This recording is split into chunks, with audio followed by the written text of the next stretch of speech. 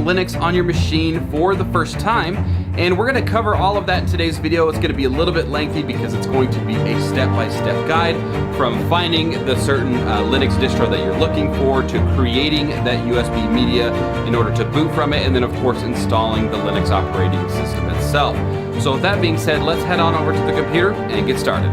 Okay, so first things first, we're going to want to determine what type of Linux we want to install in this machine. Now, there's tons of different versions out there. These are commonly referred to as distros or distributions, and these will greatly depend on your level of expertise, what it is that you're trying to set up, if it's a desktop versus a server, and things like that.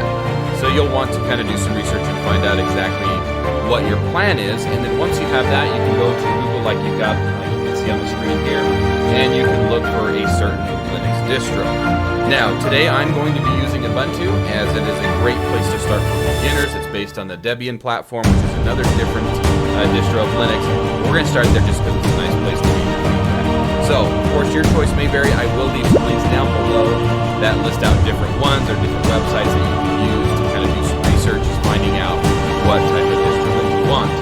You will want to look for one that will download an ISO file, because in today's video we are going to be using that ISO file in order to create a USB drive with bootable media that can be read during the boot setup.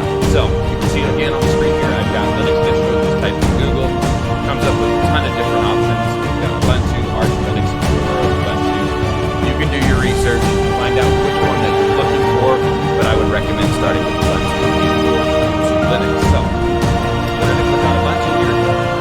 because this is just going to be set up on a desktop, a virtual machine desktop for today's demo, I'm just going to download Ubuntu desktop version, which is going to be 20.04.20. Click on download, and it should take us to the download page. You can donate if you would like to with the PayPal. You do not have to. Linux is free. It's an open source program that you can just download for free, and you can see that it's starting to download this ISO file. Now, I already have this downloaded, so I'm going to cancel my ISO download. However, while yours is downloading, you're going to want to look for a program called Rufus. This is the software that we're going to use in order to create that USB boot drive. So we're going to type in Rufus up here in the search bar, and you're going to want to look for rufus.ie. Again, links will be down below. We're going to create a bootable USB drive the easy way. Come on down, click on Rufus, and download that program as well. Now, in order to continue, you will need to have admin access, because Rufus does make changes to the PC that require the admin account, but also you will need at least an 8GB or larger USB flash drive, and any files on that drive will be removed during this process. So if you have any data on your flash drive, make sure you have it backed up, because this is your warning that it will delete all data. So, once your ISO file has been downloaded for your version of Linux that you're looking for, and also the Rufus program has been downloaded, we can go ahead and fire off Rufus either by the Chrome browser, whatever it is that you use, or wherever you download it to. Go ahead and open up Rufus. And you will get a UAC prompt, which you just heard. Yes, and you should have a program that looks something just like this. Drive properties, it shows the device, boot selection, etc. We'll go through this in just a minute. But the point is, right now, go ahead and plug in USB drive that you're going to use, and the Rufus software should automatically pick it up. You can see that I've got a 64 gig already in here, and once you've got that detected, we're going to look for that ISO file that you just downloaded for Linux. Click on this, we're going to choose disk or ISO because it's not already selected. I'm going to go into my downloads, since that's where Chrome downloaded it, and we're going to choose Ubuntu right here, and then we're going to go ahead and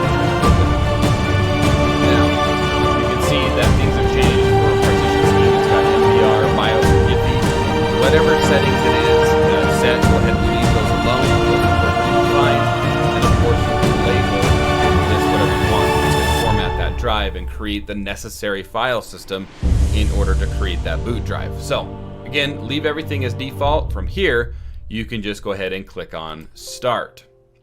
You will get this warning. This image uses SysLinux, but this application only includes the installation files for SysLinux. A new version of SysLinux are not compatible with one another. It wouldn't be possible. You can read through that. In this case, you will want to click on Yes, and it's going to download all the necessary files in order to create this USB drive. So write an ISO image mode. This is recommended. This is what we want. We're going to go ahead and click OK. Here's the warning. It says all data on this device will be removed. Click OK to continue. Deleting partition. And now you can see that it's copying the files to create that bootable drive. Once Rufus has completed creating that bootable drive, you can just click close on this software. You're going to want to plug the drive into the machine that you're going to install it on, and you're going to want to reboot it. And you're going to want to press the corresponding boot key. Typically ASUS is like F8 for desktops, Escape for laptops. But you're going to want to get into the boot menu that you can use to select that USB drive from the list. If for any reason you can't get the boot menu to show up, you're going to want to head into the BIOS and change that USB to be the priority boot device, then hit F10 to save. Once you've successfully been able to find the USB drive and you're booting from it, you should see a screen that is very similar to this. And from here, we're just going to follow the on-screen prompts in order to install Linux. Another cool thing with Linux is you're able to try it before you actually make any changes. You can run the operating system directly from your USB drive that you just created. Of course, we're installing it today, so we're going to choose the install Ubuntu option. You're going to want to choose your corresponding language or keyboard layout. English. What apps would you like to install? To start with, you can do a normal installation. I would recommend this for beginners. It's going to install web browsers, utilities, office software, some games, some video players. You just want to kind of get an idea of what it looks like. Normal installation is going to be your bet. If you are a little bit more of an advanced user, you can do the minimal installation where you just install the web browser and basic utilities, and you can kind of go off from there. I would also highly recommend downloading updates while installing Ubuntu, and then install third-party software for like graphics cards, Wi-Fi hardware, digital media formats. That checkbox is going to do its best to minimize the amount of extra stuff that you're going to have to download if you have those Wi-Fi cards or any additional hardware. That will help reduce the amount of stuff you have to download. So we're going to check those boxes. We're going to leave it on normal installation. You're going to go ahead and hit continue.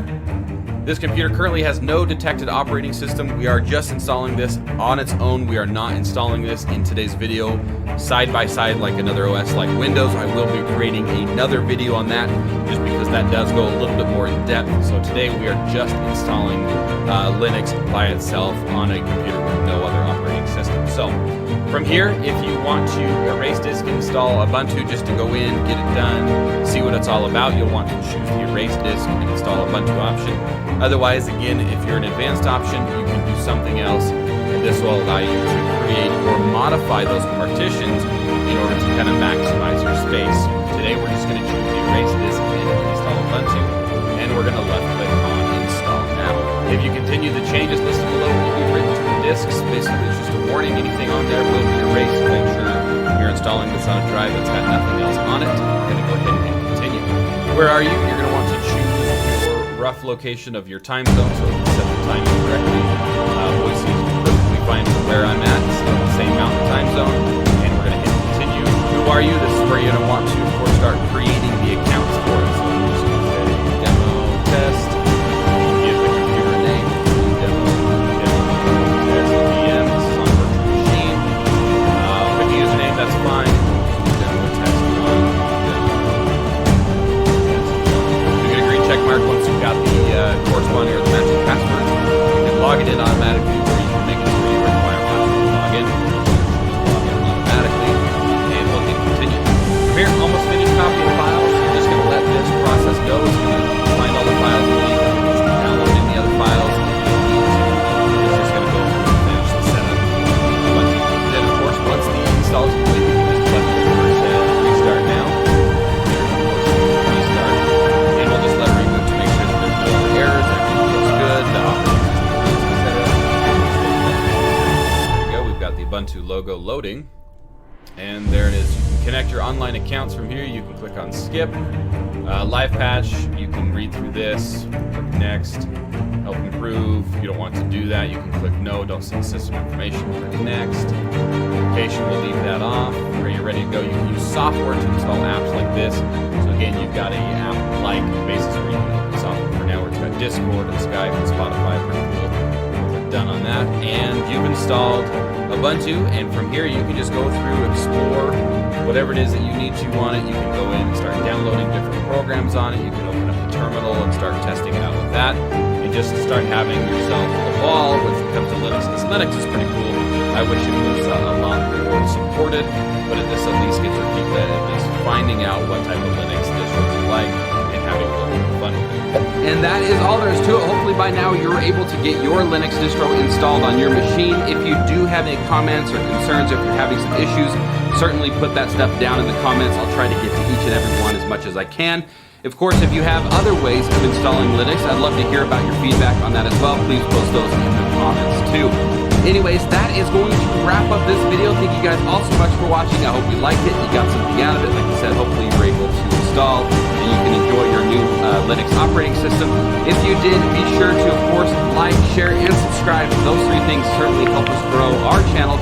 And of course, if you want to help us in other ways, head on over to shop.helpcloud.com. We've got a lot of cool merch over there, including this new hat that if you're a photography or camera fan, you may like this. And of course, us photographers like it raw. So you can check that out over at shop.helpcloud.com, along with some other things like stickers and shirts and all of that good stuff. So head on over there, give us some support. Thank you guys for what you do. Thank you guys again for watching, and we will see you on the next one.